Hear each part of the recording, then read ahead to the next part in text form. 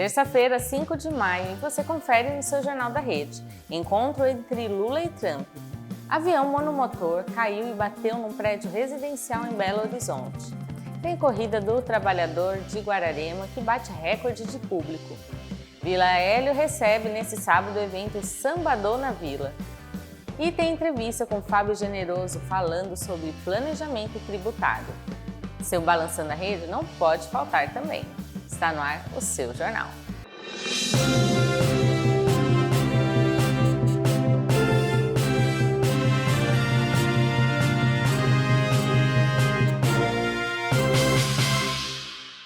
O presidente Lula vai se encontrar com o presidente americano Donald Trump na manhã de quinta em Washington. A reunião na Casa Branca vai ser seguida por um almoço e marca um momento estratégico aí para a diplomacia entre os dois países, né? Olha, o encontro ocorre logo após uma crise gerada pela prisão e soltura do ex-deputado Alexandre Ramagem, que resultou na expulsão recíproca de oficiais de ligação do Brasil e dos Estados Unidos. Apesar das tensões passadas, que incluíram tarifaços às importações brasileiras e restrições financeiras a ministro do STF, Lula e Trump têm se aproximado desde o último ano. Para o governo brasileiro, a visita é vista aí como uma janela de oportunidade para neutralizar discursos da oposição e reafirmar a chamada química excelente entre aí os dois líderes, né? A expectativa é de que a conversa siga um tom tranquilo, buscando diálogo regional e estabilidade nas relações bilaterais. Vamos ver o que vai dar, né? Agora, olha, vamos mudar de assunto e falar de um acidente. Um avião monomotor que havia decolado do aeroporto de Pampulha caiu e bateu num prédio residencial no bairro Silveira, em Belo Horizonte, nesta segunda. A aeronave ficou apenas 3 minutos no ar antes de perder altitude e atingir o edifício na rua Ilacir Pereira Lima. Inclusive, a gente postou nas nossas redes sociais. O piloto chegou a declarar emergência à torre de controle, mas o avião desceu rapidamente, atingindo o 3º andar e caindo no estacionamento. No momento do impacto, 5 pessoas estavam a bordo. O piloto Wellington Oliveira, de 34 anos, e o copiloto Fernando Souto Moreira, de 36, morreram no local. O empresário Leonardo Bergagnoli, de 50, chegou a ser socorrido em estado grave, mas também não resistiu aos ferimentos e morreu no hospital. Outros 2 ocupantes, Arthur Bergagnoli e Emerson Souza, passaram por cirurgia e seguem estáveis. Apesar do susto e dos danos ao prédio, nenhum morador ficou ferido. A Defesa Civil isolou apartamentos e o CENIPA já iniciou a perícia para investigar as causas do acidente. Agora, olha, um outro assunto. O ministro Alexandre de Moraes, do Supremo Tribunal Federal, negou o pedido de redução de pena da cabeleireira Débora Rodrigues dos Santos, conhecida como Débora do Batom. A defesa buscava diminuir a condenação de 14 anos de prisão com base na derrubada de um veto pelo Congresso sobre a lei da dosimetria. Na decisão tomada e assinada nesta segunda, Moraes afirmou que o texto ainda não foi promulgado nem publicado no Diário Oficial, que impede a sua entrada em vigor. Débora ficou conhecida por escrever a frase "perdeu o mané com um batom" na estátua em frente ao STF durante os atos de 8 de janeiro. A defesa argumenta que a mudança na lei é mais benéfica à ré e deveria ser aplicada de forma retroativa. No entanto, sem a vigência da nova norma, o relator entendeu que não há base ainda jurídica para análise do pedido. Falando em política, olha, o ex-deputado Eduardo Bolsonaro bateu o martelo e decidiu apoiar o atual presidente da Alesp, André do Prado, para o Senado em 2026. A decisão foi tomada durante um encontro nos Estados Unidos e será anunciada oficialmente na quinta por meio de um vídeo. Na mesma gravação, Eduardo deve comunicar que será o primeiro suplente na chapa do presidente da Assembleia. Como parte do acordo, André do Prado assumiu o compromisso de votar com o bolsonarismo em causas e pautas ideológicas, incluindo temas relacionados ao Supremo Tribunal Federal. O presidente da Alesp será o candidato do PL na chapa do governador Tarcísio de Freitas, que buscará a reeleição. A outra vaga na chapa para o Senado deve ficar, talvez, aí com o deputado e ex-secretário de Segurança, Guilherme Derrite. Vamos ver o que vai dar, hein? O torcedor corintiano Osni Fernando Luiz, eu não sei se vocês lembram do caso, tá? Foi preso em flagrante na noite desta segunda, acusado de estuprar uma mulher na zona norte de São Paulo. Ele ficou conhecido em 2024 após atirar uma cabeça de porco no gramado durante um clássico contra o Palmeiras. Segundo a PM, o crime ocorreu no bairro de Santana após o suspeito abordar a vítima numa BMW. A mulher relatou que foi ameaçada e impedida de sair do veículo, mesmo após tentar cancelar o atendimento. Diante da recusa, o suspeito teria cometido estupro e abandonado a vítima na rua com sangramentos. Ela precisou ser levada ao Hospital da Mulher para atendimento médico. Ozzy foi localizado pela placa do carro e na delegacia preferiu permanecer em silêncio. O caso foi registrado na 4ª Delegacia de Defesa da Mulher. Olha só, atenção eleitor, termina nessa quarta o prazo para tirar ou regularizar o título de eleitor para as eleições de outubro. Os cartórios de todo o estado de São Paulo estão com horário ampliado das 9 da manhã às 5 da tarde, com atendimento por ordem de chegada. Quem precisa fazer o primeiro título ou ainda não tem biometria cadastrada deve ir presencialmente a uma unidade. Já os eleitores que têm a biometria em dia podem resolver tudo pela internet no portal de autoatendimento da Justiça Eleitoral. O TRE orienta que o cidadão consulte a situação do título online antes de se deslocar para evitar filas desnecessárias. Vale lembrar que o voto é obrigatório para quem entre 18 e 70 anos e facultativo para jovens de 16 e 17 anos e para maiores de 70.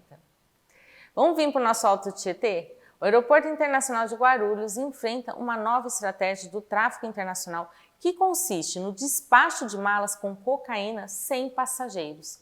Criminosos conseguem inserir as bagagens diretamente na área restrita com apoio de funcionários recrutados que aproveitam áreas de difícil acesso, como a cerca perimetral.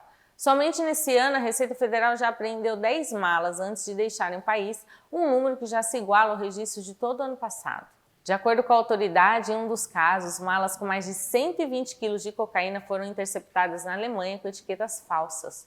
O volume de drogas apreendido em apenas 5 meses já passa de 1,5 toneladas, superando todo o volume de 2025. A fiscalização segue intensificada para combater o uso de etiquetas fraudulentas e a cooperação de funcionários com o crime organizado. Olha, eles vão ficar muito atentos, né? Falando em Guarulhos ainda, a GCM de lá apreendeu 16 pássaros silvestres que eram mantidos ilegalmente no Jardim Presidente Dutra. As aves estavam no comércio na rua Itaquara e foram identificadas durante o patrulhamento da Inspetoria Ambiental. A ação faz parte do combate ao tráfico de animais e busca garantir a proteção da fauna na região. Os animais foram resgatados e encaminhados para um centro de reabilitação antes de serem devolvidos à natureza. Ainda pela cidade, a GCM formou 20 novos agentes no curso de ciclopatrulhamento. Com uma carga horária de 40 horas de treinamento, os guardas foram capacitados em técnicas de pilotagem, abordagem e primeiros socorros. A preparação também foi focada na atuação das áreas urbanas e parques da cidade. A iniciativa visa ampliar a mobilidade da corporação e garantir uma presença mais próxima da população durante o policiamento, viu? Vamos falar ainda de Guarulhos. Olha, a Prefeitura de lá, por meio da Secretaria de Administrações Regionais, realizou a limpeza e a remoção de descartes irregulares em diversas vias da cidade nessa segunda. Por quê, gente? Olha, vem às vezes chuva, alguma coisa, não pode ficar com coisa descartando. Tem às vezes catatreco, essas coisas que tem os dias corretos, tudo, para você deixar ali na rua, para eles catarem, né? As equipes atuaram nos bairros do Picanço, Cabo Sul, Jardim Flor da Montanha e Vila Galvão. Foram recolhidos móveis, sofás, colchões, além de restos de construção civil, resíduos de vegetação e até embalagem descartável. A administração reforça que o descarte irregular é crime, prejudica a infraestrutura urbana da região também, né? A população pode colaborar com a Prefeitura denunciando essa prática pelo telefone 2475-4999. O compromisso das regionais é manter a conservação das vias, garantindo benefícios diretos para todos os moradores. Mas lembrem de denunciar, tá? Agora vamos vir para a cidade de Suzano. Olha, a GCM, por meio da Patrulha Maria da Penha, prendeu um indivíduo em flagrante por descumprir uma medida protetiva e ameaçar a própria avó. Gente, a ocorrência foi registrada lá no Jardim Monte Cristo, após a vítima acionar o socorro pelo aplicativo Está Acontecendo. O agressor tentou se esconder nos entulhos do quintal da residência, mas foi localizado com auxílio do canil da GCM. Durante a abordagem, o homem se comportou de forma agressiva e precisou ser contido pelos agentes. Ele já havia sido preso anteriormente pelo mesmo crime e foi conduzido novamente à Delegacia Central.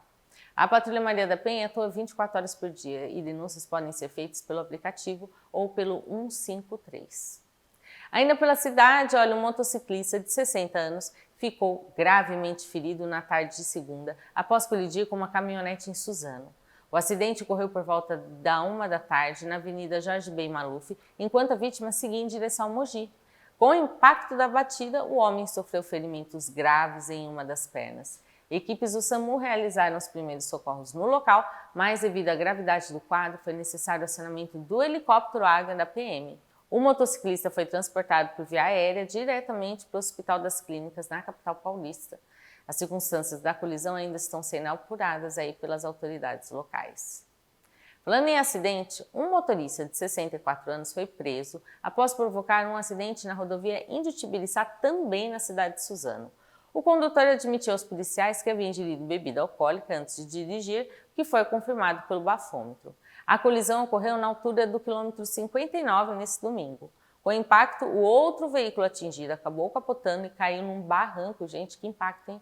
Ao todo, 3 pessoas ficaram feridas e precisaram ser socorridas ao Hospital e Maternidade de Suzano. Os veículos foram apreendidos e o caso foi registrado como embriaguez ao volante e lesão corporal culposa. Agora vamos falar de prisão. Um homem foi preso em flagrante na madrugada de sábado na região central de Salesópolis por porte ilegal de armas de fogo. A equipe policial foi acionada para atender uma confusão na via pública, mas os envolvidos já haviam se deslocado para a Santa Casa do município.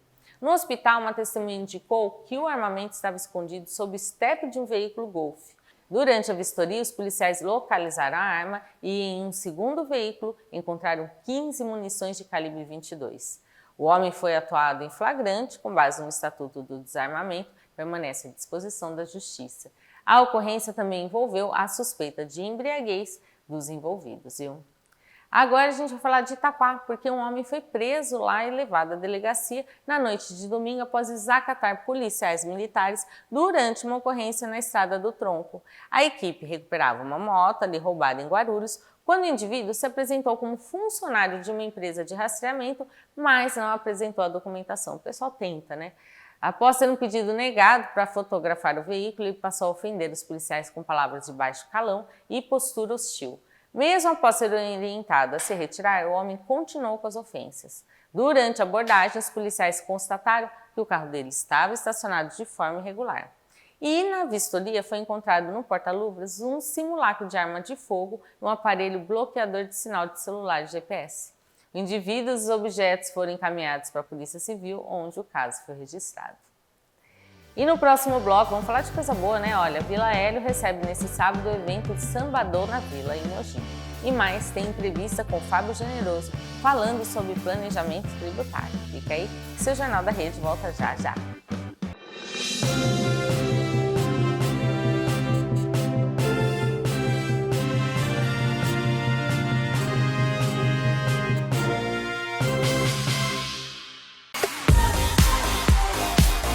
Há 4 anos em Mogi das Cruzes, a Oga Açaí é parceira oficial do Açaí Fruta Brasileira. Sendo assim, aqui você encontra todas as delícias que há anos fazem grande sucesso. E além do tradicional e afamado açaí raiz, aqui você também encontra os famosos creme de cupuaçu, creme de leitinho, creme de paçoca, entre tantos outros. E o que falar dos gelatos?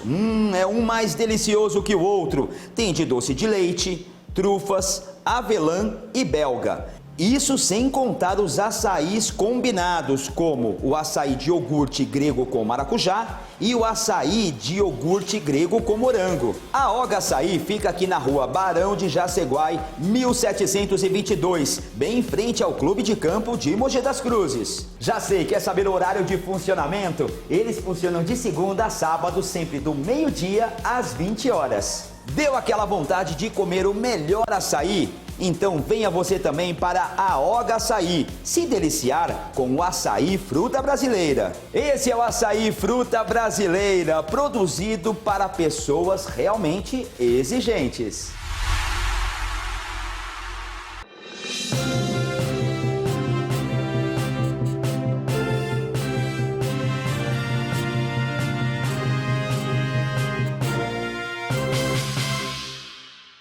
O Bosque Maia, em Guarulhos, se prepara para receber a partir de sexta a Festa das Nações 2026. O evento, que segue até o dia 17 de maio, reúne o melhor da gastronomia internacional, tem pratos típicos aí dos Estados Unidos, Itália, Japão, Portugal, além, logicamente, dos clássicos da cozinha brasileira.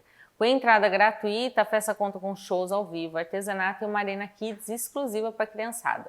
A programação acontece de quarta a sexta, das 5 da tarde às 10 da noite e aos sábados e domingos a partir das 11 da manhã, tá? A iniciativa é da Secretaria de Cultura e Turismo e busca valorizar a diversidade cultural e fortalecer a economia criativa da cidade. Uma ótima opção de lazer aí para toda a família aí no principal parque de Guarulhos. A Prefeitura de Santa Isabel, em parceria com o Governo do Estado, está com inscrições abertas para o curso gratuito de barbearia. Olha que legal, uma renda diferente, hein? Para quem está aí procurando um trabalho, fazer um curso diferente. A iniciativa ela faz parte do programa Trampolim e é voltada para quem busca uma nova profissão, deseja aprimorar as habilidades aí para gerar a sua própria renda. As aulas serão realizadas na ETEC do município no período noturno, entre os dias 25 de maio e 16 de junho. São apenas 15 vagas disponíveis e os interessados têm até o dia 11 aí para se inscrever, tá? O curso tem carga horária de 80 horas e oferece certificação ao final do treinamento.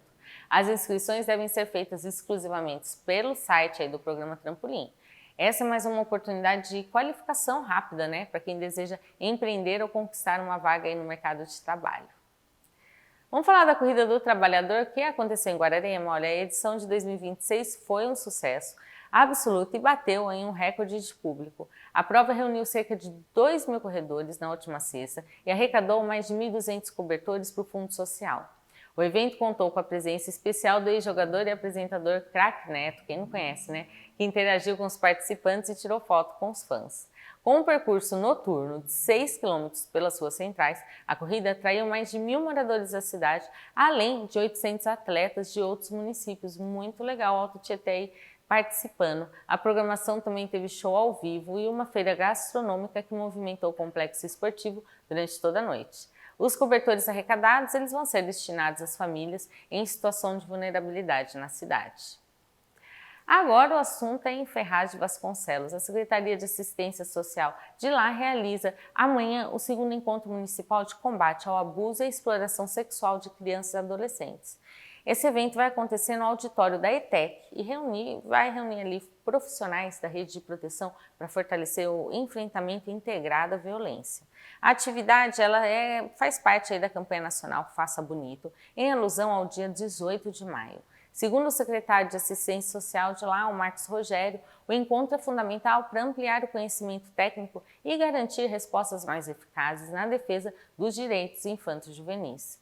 O município segue com uma agenda de sensibilização e qualificação da rede intersetorial, reafirmando aí o compromisso com a proteção integral.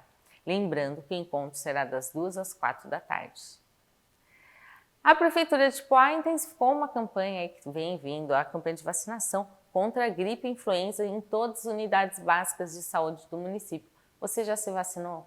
Meta é imunizar ao menos 90% dos grupos prioritários, para reduzir internações e óbitos causados pelo vírus. As doses estão disponíveis até o dia 30 de maio. Parece que tem tempo, mas não tem tanto tempo assim não. Olha, de segunda a sexta, das 8 até as 3h45 da tarde. Para receber a vacina é necessário apresentar um documento com foto, CPF e a caderneta de vacinação. Se vacinem. A unidade do Grau Técnico de Mogi das Cruzes promove nesta quarta uma feira de empregabilidade aberta ao público. O evento acontece da 1 da tarde até as 5, na Rua Olegário Paiva, no centro. O grande destaque dessa edição é a oferta de mais 400 vagas de emprego e de estágio disponibilizadas por empresas parceiras da região. Além de se candidatar às vagas, os participantes poderão contar com apoio na elaboração e atualização de currículos, orientação especializada também. A programação tem, dicas de carreira, serviços gratuitos de saúde, como aferição de pressão e glicemia. A participação é totalmente gratuita e a recomendação é que os interessados levem o currículo impresso para facilitar o acesso aos processos seletivos. Vamos falar de atividade cultural? A Vila Hélio, no coração de Mogi, recebe nesse sábado o evento Sambadão na Vila. A programação é aberta ao público e começa às 3 da tarde, com mais de 6 horas de música ao vivo. As apresentações ficam por conta do grupo Pagodeando, de Solano e Banda Capadócia, que tem um repertório aí que vai dos clássicos aos sucessos atuais do samba e pagode.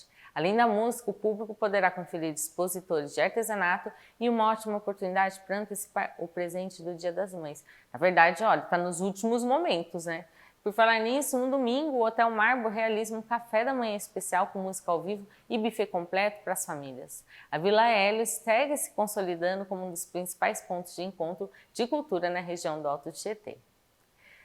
Agora vamos falar da cidade de Suzano. Olha, a Secretaria de lá está ampliando a vacinação contra a dengue para os moradores que têm 59 anos completos, tá? O imunizante está disponível nas 24 unidades de saúde do município e a medida visa otimizar o uso das doses em estoque, além de aumentar a cobertura vacinal. Tem dose aí sobrando, entre aspas, né, para o pessoal que precisa se vacinar. Até então, a campanha estava focada em crianças, adolescentes e trabalhadores da saúde. A vacina atualizada é a Butantan DV e, para receber a dose, é necessário apresentar um documento de identificação, o cartão do SUS e a caderneta de vacinação.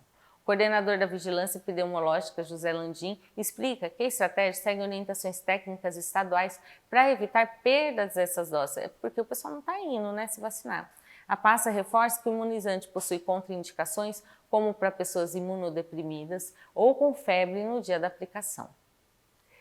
Agora a gente vai falar, olha, de um outro lançamento na cidade de Suzano. Nessa segunda foi lançada a 5ª feira de artesanato, aí, a edição de Mega Dia das Mães. O evento, realizado no Glicério Boulevard, reúne 40 artesãos locais com uma grande variedade de presentes feitos à mão.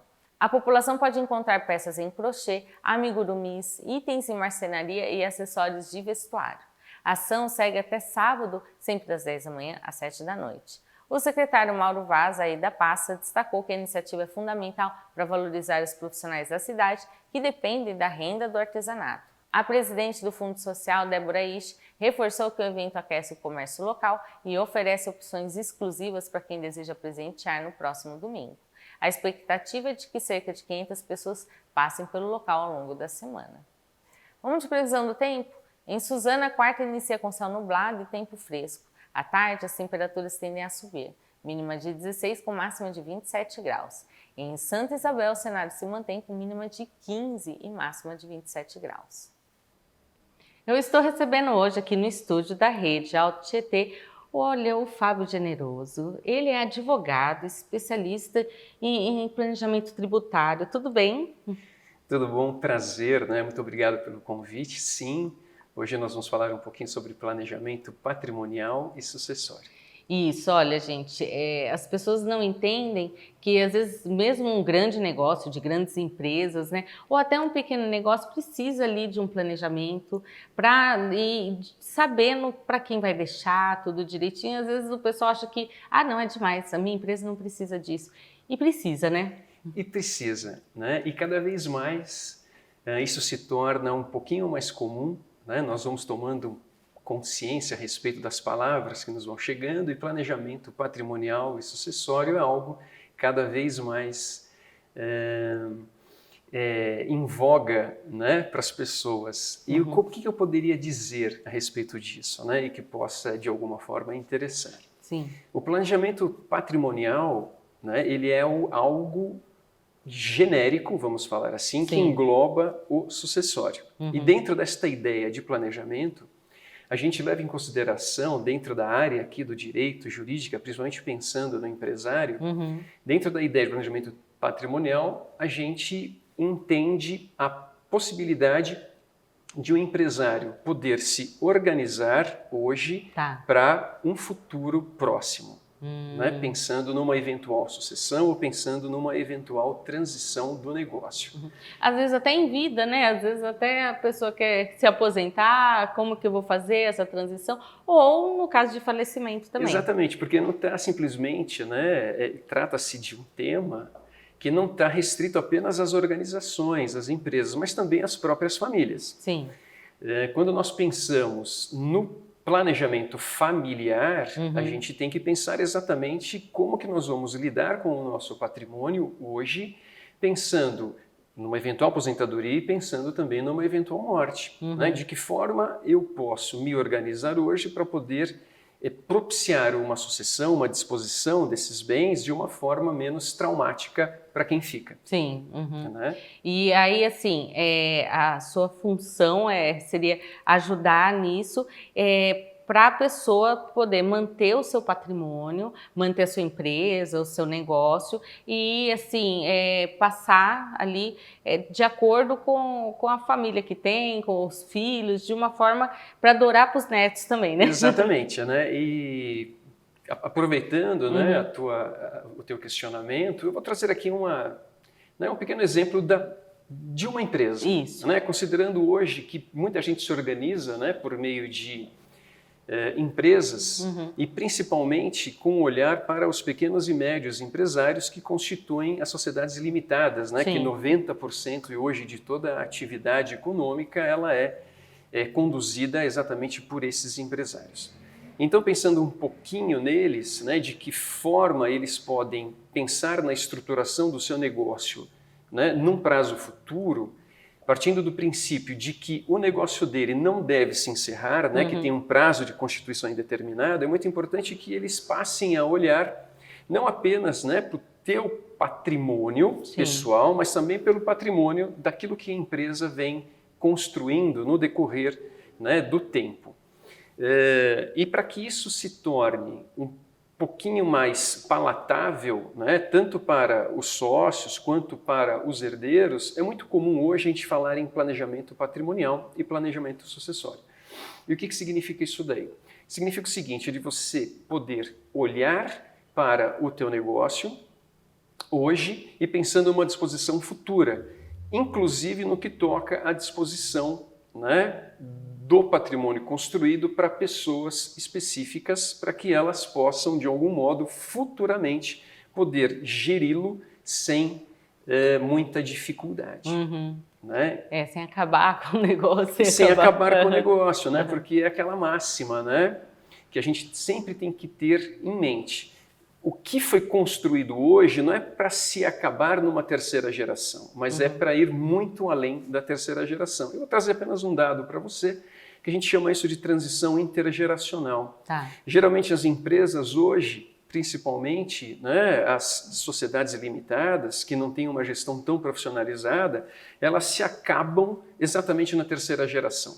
Né? Então apenas 15% das organizações elas têm força para prosseguir depois da terceira geração. A terceira geração que eu falo são os netos. Né? Então, construo hoje, deixo para os filhos, ok, ela passa, mas quando passa para a terceira geração, apenas 15% sobrevivem. Nossa, e isso pequenas e médias. E a gente vê muitas empresas grandes com um grande nome e tudo mais se acabando, né? Exatamente. Né? E a gente tem que tomar, obviamente, como exemplo, a lição deixada pelas grandes organizações e que nos trouxeram bastante sucesso. Então, você tem grandes famílias, obviamente, que eu posso até citar o nome, por exemplo, a família Gerdau, que ela tem uma organização nesse sentido, né, que ela consegue projetar exatamente a sucessão como ela deve ser, tanto de patrimônio quanto de cargos, que é um negócio bastante interessante, né? Não é só porque que o herdeiro ele está habilitado para assumir determinada função, tem né? Então você tem todo um critério que eles denominam de governança. Né? E tudo isso a gente pode trazer para dentro das organizações, né? Criar conjuntos de regras, por exemplo, que a gente pode identificar se aquela pessoa ela tem capacidade ou não para assumir determinada função ou se necessariamente não seria melhor contratar um profissional para que cuidasse da gestão. Então, quando a gente fala em planejamento, a gente tem que estar sempre pensando em família, a propriedade e também a gestão. E isso serve tanto para as famílias que não se organizam em empresas, mas também aquelas empresas familiares que se organizam dessa forma e que têm condições de tornar o negócio muito mais longevo, mitigando, por exemplo, riscos, diminuindo riscos e diminuindo conflitos futuros. E olha, é assim, o assunto é longo, gente, mas logo já vai acabar o tempo. Eu quero só dar mais um exemplo. Tem pessoas assistindo em casa que falam, pô, eu tenho minha empresa, tudo, mas meus filhos não se interessam. E eu não queria acabar com ela. Será que eu vou ter que acabar? Meus funcionários... Dá para fazer um planejamento pensando nisso também, né? Sem dúvida, né? Quando você começa a olhar o planejamento com um olhar, por exemplo, com um foco numa gestão eficiente, a gente está necessariamente olhando para a questão de tributos. Né? Então, um bom planejamento tributário, ele é essência do planejamento patrimonial. Então, quando nós nos organizamos por meio de empresa, por exemplo, eu tenho um patrimônio e eu quero proteger esse patrimônio, eu tenho a possibilidade de criar holdings patrimoniais, né? Holdings familiares, que também é algo muito comum, que as pessoas começam a ouvir muito mais sobre isso. Só que para eu poder criar essas holdings, eu não posso deixar, obviamente, de olhar para a questão tributária, que é um assunto também de muitíssimo interesse, né? Inclusive, amanhã no jornal vai ter, né, o seu colega falando, o Reinaldo, vai falar um pouquinho dessa parte tributária, que tem novidade por aí também, né? Tem muita novidade, vocês não percam, né? O programa de amanhã, que também é super legal, que vai ser dito e falado sobre reforma tributária e com especialista. Porque olha... Assim, aqui no jornal a gente tenta informar o pessoal, né, assim, mas com essa novidade aí dos tributos, não dá para ficar num jornal só, né? Então, exatamente. Então, assim, olha, você que se interessou por essa parte de planejamento patrimonial, nessa parte sucessória, mesmo que a sua empresa, minha empresa é pequena, não, assim, vale a pena. E se tiver alguma dúvida, alguma coisa, pode entrar em contato no seu Instagram, que você vai ter o prazer em responder, né? Sim, com certeza. Então tá bom. Gente, olha, então amanhã a gente dá continuidade desse assunto, falando um pouquinho de tributo. E daqui a pouco a gente está de volta, porque tem Balançando a Rede com o Lucas também. Até mais.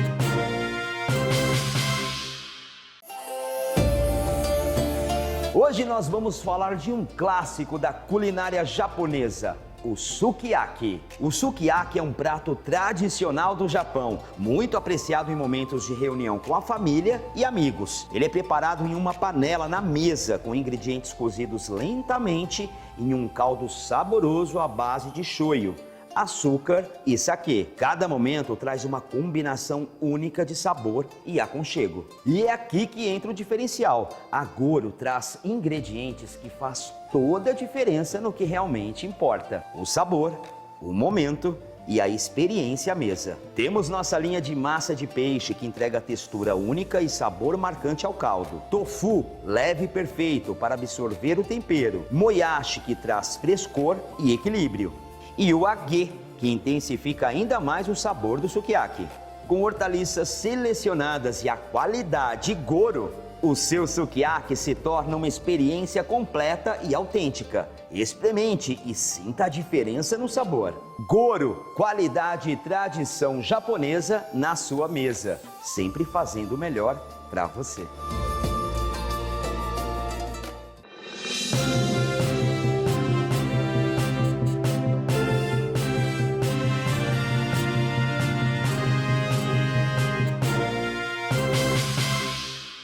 Fala, torcedor, está começando mais um Balançando a Rede aqui na Rede Alto Tietê. E seguindo o nosso especial da Copa do Mundo de 2026, hoje o papo é mais um adversário que muita gente pode olhar e pensar, esse é tranquilo. Mas em Copa do Mundo a gente já sabe como que é, tem que ter cuidado com esse tipo de pensamento.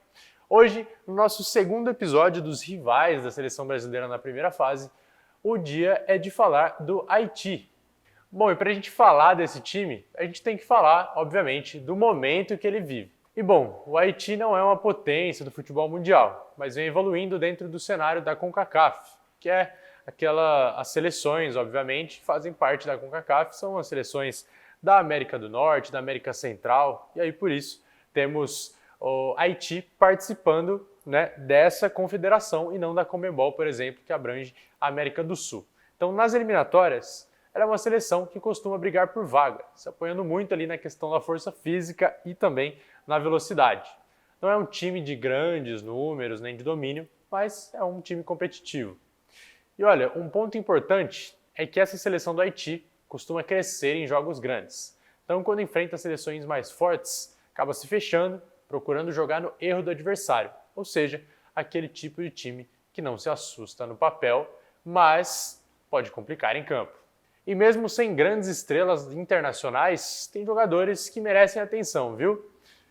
O Haiti tem um perfil diferente das grandes seleções. A maioria dos jogadores atua em ligas menores ou em clubes fora do grande centro europeu, mas isso não significa falta de qualidade. É um time com jogadores rápidos, fortes fisicamente e com muita entrega. No ataque, busca muito jogo em velocidade, explorando espaços. E esse tipo de característica pode ser perigosa se o adversário vacilar. Bom, então quando a gente fala do estilo de jogo, no ataque é um time que busca muito a partida em velocidade, explorando espaços. E esse tipo de característica pode ser perigosa se o adversário vacilar.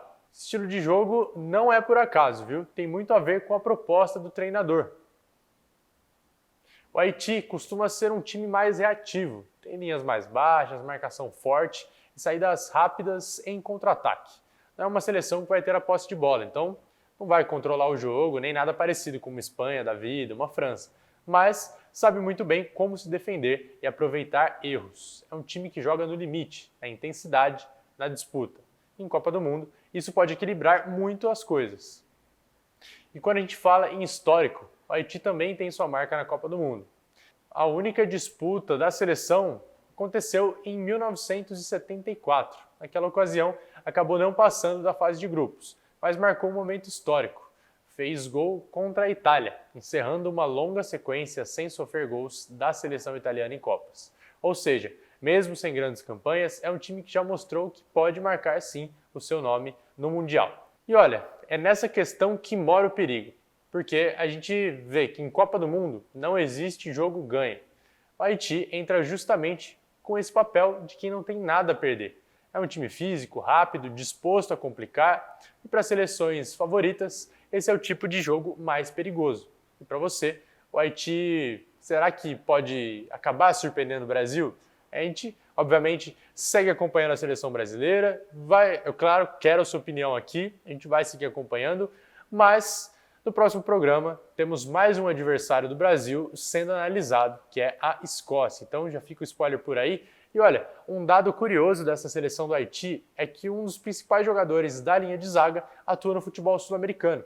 O Badé, ou melhor, o Adé, joga na LDU. Então, um jogador que já enfrentou times brasileiros, tem aí essa bagagem de futebol sul-americano, então conhece alguns dos personagens que podem estar na seleção nessa Copa do Mundo.